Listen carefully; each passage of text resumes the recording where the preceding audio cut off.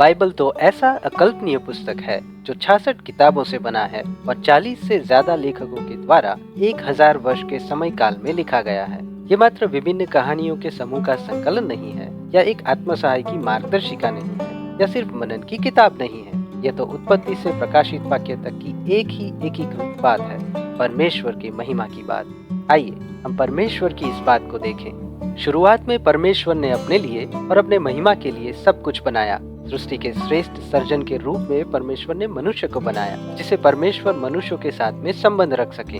हमें कहा गया था कि फूलों, फलों और पृथ्वी में भर जाओ, लेकिन मनुष्य ने निर्णय किया कि परमेश्वर पर भरोसा नहीं किया जा सकता, क्योंकि वे हमसे कुछ छिपा रहे हैं। हमने परमेश्वर के बजाय स्वयं के लिए जीने का निर्णय किया और उससे पृथ्वी पाप और स्वाद से भर गई। मनुष्य की पीढ़ियां परमेश्वर से इतनी दूर हो गई थी कि परमेश्वर ने जल प्रलय से पूरी पृथ्वी का नाश किया और नूह नाम के एक व्यक्ति के द्वारा फिर से शुरुआत की। जब नूह जहाज से उतरा तब परमेश्वर ने उसे वही शब्द कहे जो उन्होंने आदम से कहे थे कि फूलो, फलो और पृथ्वी में भर जाओ। फिर से एक बार मनुष्य ने परमेश्वर के बजाय खुद को सम्मान देने का निर्णय किया।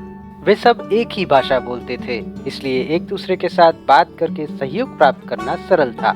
इसलिए उन्होंने एक योजना बनाई। बेबीलोन नाम की एक जगह पर उन्होंने स्वर्ग तक पहुंचे ऐसी मीनार बनाने की शुरुआत की और इस प्रकार खुद का नाम बड़ा करने का निर्णय किया।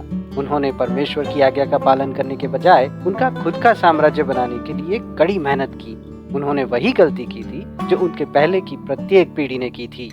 मानव जाति ने इस पृथ्वी पर परमेश्वर के नाम और परमेश्वर की महिमा को पूरी पृथ्वी पर फैलाने के परमेश्वर के संदेश को नजरअंदाज किया था। इसलिए परमेश्वर ने हस्तक्षेप किया। परमेश्वर ने उनकी भाषाओं को बदल दिया जिससे वे एक दूसरे के साथ सरलता से बात न कर सकें। उस समय परमेश्वर ने पूरे विश्व में बहुत सी अलग अलग जनजातियों का और लोगों का गठन किया था। इस प्रकार विभिन्न लोगों के समूह उत्तर, दक्षिण, पूर्व और पश्चिम तक फैल गए। उन देशों में से परमेश्वर ने अब्राहम नाम के एक व्यक्ति को चुना और उसके साथ एक वाचा बांधी। परमेश्वर ने अब्राहम से कहा कि वे उसके वंश को आशीष देंगे और उसके वंश को बढ़ाकर एक ऐसी बड़ी देश जाति बनाएंगे जो देशों के लिए आशीष का कारण ठहरेगी। परमेश्वर ने इस देश को इस्राएल नाम दिया और उसके द्वारा अलग अलग रीति से अपने महिमा को प्रकट करने की शुरुआत की। परमेश्वर ने उनको जीवन जीने के नियम दिए जिससे वे दूसरे देशों से अलग और पवित्र जीवन जी सकें। ऐसा करने के द्वारा वे परमेश्वर के शाही याजक के रूप में परमेश्वर और मनुष्यों के बीच में मध्यस्थता करें। इस्राएल को देशों की नजर में परमेश्वर की आज्ञाओं का पालन करके दूसरे देशों के लोगों को परमेश्वर पर और एक दूसरे पर प्रेम रखने का प्रोत्साहन देना था। परमेश्वर ने इस्राएल को एक खास भौगोलिक प्रदेश भी दिया जो व्यूहात्मक रीति से पृथ्वी के सारे देशों के बीच में स्थित है, जिससे वाचा के इस देश में रहकर इस्राएल सभी देशों के लिए रोशनी बने और इस अंधकार रूपी जगत में परमेश्वर का मार्ग दिखाए। पृथ्वी के सभी लोगों के लिए आशीष का कारण बनने की परमेश्वर की इच्छा की समझ के साथ इस्राएलियों ने थोड़े समय तक परमेश्वर की इस बुलाहट के अनुसार जीवन जिया। हालांकि बाद में इस्राएल भी उसी जाल में फंस गया जिसमें मानव जाति बार बार फंसी थी, यानी कि परमेश्वर के बजाय खुद को महिमा दी। जब इस्राएल मार्ग से भटक गया तब परमेश्वर ने फिर से हस्तक्षेप किया। कभी कभी परमेश्वर ने उनको यह याद दिलाने के लिए भविष्यद्वक्ताओं को खड़ा किया कि परमेश्वर ने उनको दिए गए आशीष से उनको दूसरे लोगों के लिए आशीष का मूल ठहरना है। और दूसरे समय में परमेश्वर अपने लोगों को दूसरे देशों के द्वारा बंदी बनाए जाने की अनुमति देकर उन्हें अनुशासित करते रहे।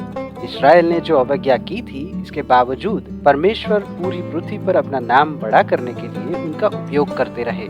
हालांकि यह सब परमेश्वर ने जो योजना बनाई थी उस योजना की शुरुआत थी। उसके सभी उतार चढ़ावों में इस्राएल जिसके लिए वचन दिया गया था उस मसीह राजा के लिए आतुर बना।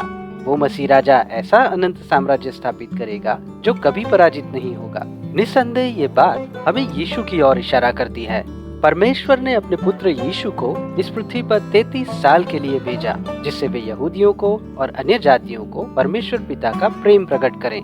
हाँ, वो दाऊद के वंश से आए, पर उनकी वंशावली में यहूदी और अन्य जाति दोनों थे।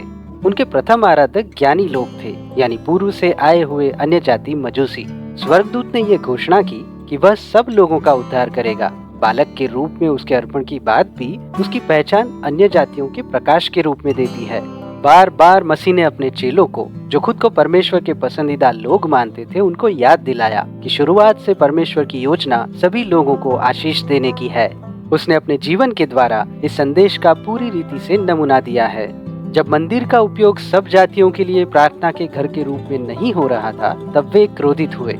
उन्होंने राज्य के विषय में ऐसे दृष्टांत कहे जो सभी लोगों के समूह के लिए हैं, और उन्होंने यहूदी, अन्य जाति, धनवान, गरीब, शिक्षित और अशिक्षितों को समान रूप से सुसमाचार प्रचार किया। यीशु ने कनानी, समरूनी, रोमी और यूनानियों की सेवा की। वे सभी देशों के लिए सच्चे मसीह थे और हैं। यीशु ने संपूर्ण जीवन जिया, संपूर्ण तौर पर मरे और संपूर्ण तौर पर पुनरुत्थान के साथ फिर से जी उठे। फिर उसने हमें ये आदेश दिया कि तुम जाओ और सब जातियों के लोगों को चेला बनाओ, जो उनकी सेवकाई की समीक्षा के शब्द हैं। उन्होंने हमें कहा कि राज्य का यह सुसमाचार सारे जगत में प्रचार किया जाएगा कि सब जातियों पर गवाही हो, तब अंत आ जाएगा। हम इसकी शुरुआत को तब देखते हैं जब पिन्तेकुस्त के दिन पर पवित्र आत्मा चेलों पर उतर आया और वे जगत की विविध भाषाओं में परमेश्वर के बड़े बड़े कामों के बारे में बोलने लगे। हमने इस कार्य को तब आगे बढ़ते हुए देखा जब मसीह ने पौलुस को और दूसरे प्रेरितों को अन्य जातियों में सुसमाचार प्रकट करने की बुलाहट दी। यह कार्य अब भी जारी है।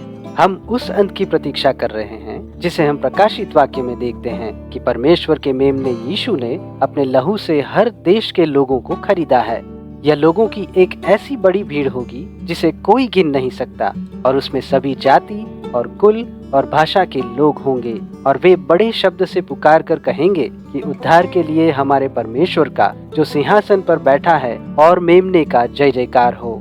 यह है बाइबल की बात, पहले पन्ने से आखिरी पन्ने तक की एक ही एकीकृत बात, परमेश्वर की बात। ये तो सभी देशों में परमेश्वर की महिमा की बात है, पर जब तक सभी देशों के लोग इसे सुन न लें, तब तक यह पूरी नहीं हो सकेगी।